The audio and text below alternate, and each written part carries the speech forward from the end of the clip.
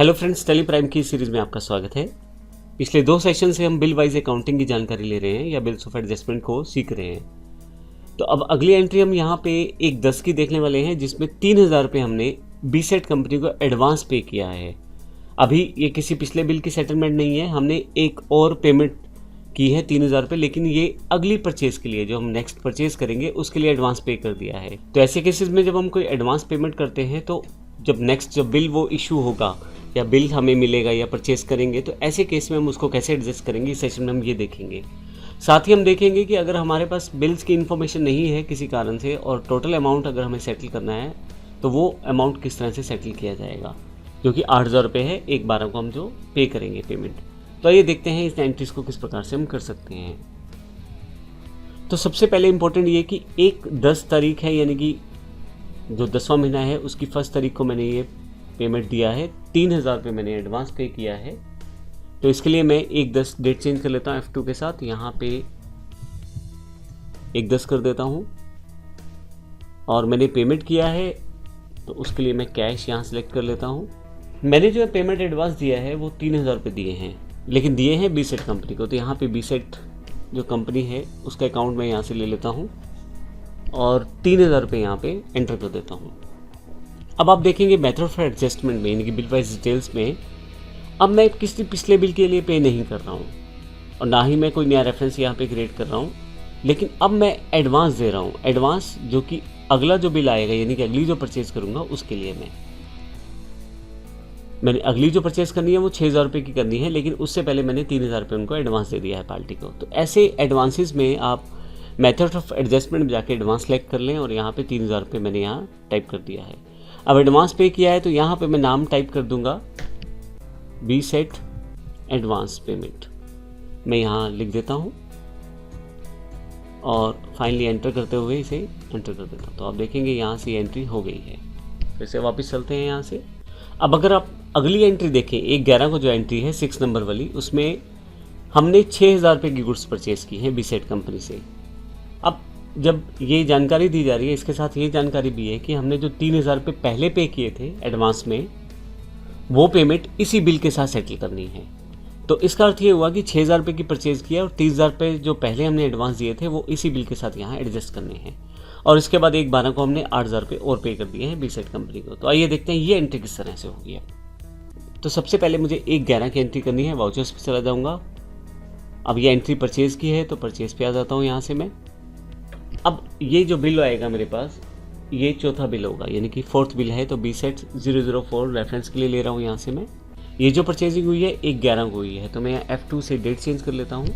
यहाँ पे भी आप डेट चेंज कर लें और पार्टी का जो नाम है वो बीसेट कंपनी है और फाइनली लोकल परचेज है। जो अमाउंट है वो परचेज की 6000 रुपये की है, लेकिन इससे पहले मैं आपको दिखा दूँ, यहाँ करंट बैलेंस कंपनी का 8000 रुपये दिखा रहा है। और अगर आप GoTo पे जाके वही बिल टाइप करोगे और बिल्स पेबल में देखोगे तो 11000 का बिल अभी आपका ड्यू है, यानी कि अभी उसने एडवांस जो है वो सिलेक्ट नहीं, उसको कहीं भी पुराने अमाउंट के साथ एडजस्ट नहीं किया है, क्योंकि 3000 रुपये हमने पे किए थे एडवांस से, लेकिन पेंडिंग अमाउंट 11000 था, उससे उसने किसी भी तरह से उसको एडजस्ट नहीं किया है, क्योंकि ये पेमेंट एडवांस सेक्शन की है।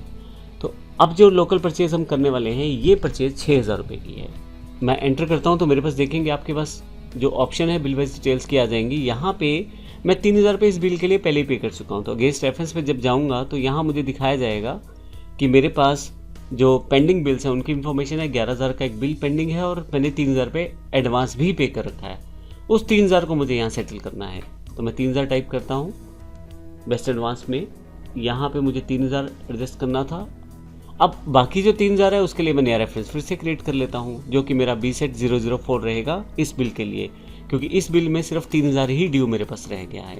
फाइनली एंटर करते हुए मैं इसको यस कर देता हूँ। अब अगर मैं Alt G करके GoTo पे आ जाऊँ और यहाँ पे बिल्स टाइप करूँ तो आप देखेंगे बिल्स पेबल में मेरे पास एक 11000 का बिल पेंडिंग है और एक मेरे पास बीसेट 004 के नाम से 6000 वाला बिल था, उसमें 3000 एडवांस था, तो उसके सिर्फ 3000 ही मुझे देने हैं। तो बिल वाइज डिटेल अगर इस तरह से मैनेज की जाती है तो पूरा डेटा जो है बड़े आसानी से आप समझ जाते हैं कि किस पार्टी का कितना पैसा लेना है और किस पार्टी का कितना पैसा आपको देना है। अब जो नेक्स्ट एंट्री हमारे पास है वो 8000 रुपये की है। बीसेट कंपनी को हमने ऑन अकाउंट पे किया है, मतलब मैं किसी बिल के लिए पे नहीं कर रहा, टोटल लमसम जो पैसा देना है मुझे उसमें से मैंने 8,000 रुपये पे कर दिया है बीसेट कंपनी को। अब ये भी पेमेंट है और ये मैं किस प्रकार से कर सकता हूँ एंट्री, आइए देखते हैं। ये पेमेंट की एंट्री है तो यहाँ से पेमेंट वाउचर सेलेक्ट कर लेता हूँ मैं यहाँ से। इसकी जो डेट है वो 1/12 है तो यहाँ से मैं 1/12 सेलेक्ट कर लेता हूँ।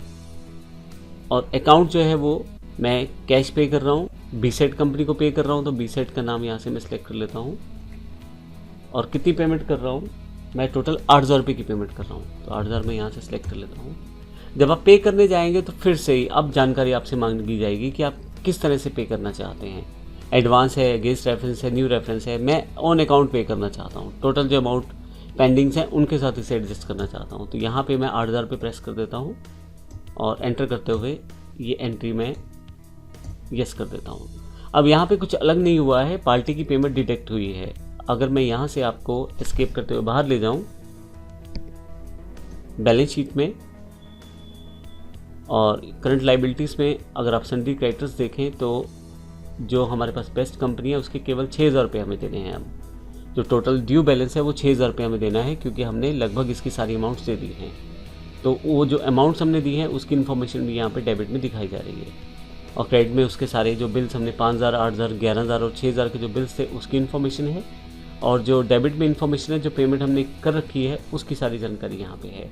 तो इस तरह से हमने ये देखा कि हम किस तरह से बिल वाइज डिटेल्स को मैनेज कर सकते हैं और अपने अकाउंट्स को देख सकते हैं किस व्यक्ति को हमें कितने पैसे देने हैं। अगर ऑल्ट जी मैं यहाँ से प्रेस कर दूँ यहाँ से फिर से और यहाँ से मैं बिल टाइप करूँ फिर से, तो आप देखेंगे बिल्स पेबल में अभी भी आपके 2 बिल ड्यू दिखा रहा है। तो जब तक आप अपनी अमाउंट सेटल नहीं करेंगे तब तक ये बिल दिखाता रहेगा। तो आपको ये पता रहेगा कि किस बिल के लिए आपको कितना पेमेंट देना था, कितना पेमेंट आपने दे दिया है। अब टोटल जो अकाउंट का बैलेंस है उसमें आपको कम पैसा देना है। यहाँ सिर्फ बिल वाइज जो इन्फॉर्मेशन है, जब आप इसकी सेटलमेंट करेंगे तो यहाँ से ये बिल्स हटते चले जाएंगे तो आपके पास एक बिल वाइज रिपोर्ट भी यहाँ पे तैयार होती रहती है। तो इस तरह से हमने देखा इस सेशन में कि किस तरह से बिल वाइज मेंटेन करने पे बैलेंस को हम आसानी से समझ पाते हैं और अपनी रिपोर्ट से ये देख पाते हैं किस व्यक्ति के कितने पैसे हमने देने हैं और कितने पैसे लेने हैं। धन्यवाद।